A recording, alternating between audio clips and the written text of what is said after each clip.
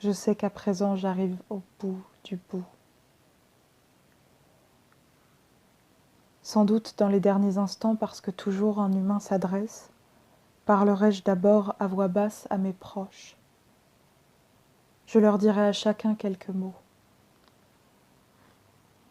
À quelques autres, murmures silencieux et tendresse secrète.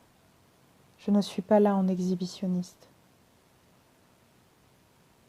Après m'être adressé ainsi à l'intime constellation de ceux qui firent ma vie, qu'ils fussent présents ou absents, faute de parler à aucun dieu, je tenterai de dire à tous les autres, déjà nés ou à naître, qui, par la magie de l'écriture, pourraient lire ces lignes bien après moi, que la vie est profusion, surabondance, éternel trop-plein, et multiple, imprévisible, contrastée, jamais à court, qu'elle reconstitue ses ressources quand elle paraît épuisée, désertique, brûlée, qu'elle est toujours à choisir, à préserver, à inventer, à tâtons, sans savoir, impérieusement, contre tout ce qui détraque, détruit, ralentit. Qu'il n'y a pas, et heureusement, de recettes, de préceptes ni de règles intangibles et immuables qu'on pourrait se contenter de suivre et d'appliquer, que chacun doit inventer, bricoler, décider, assumer dans la brume d'incertitude et le brouillard de la guerre, le règne des aléas.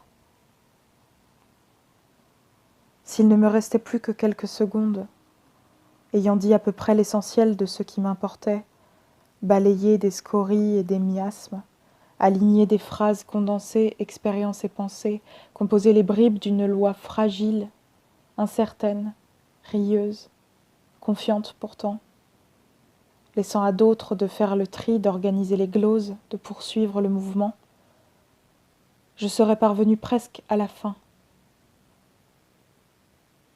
Il ne me resterait pas le temps de rédiger ma nécrologie, ce que je regrette, car je n'ai pas confiance dans les journaux. Mais je peux encore griffonner mon épitaphe.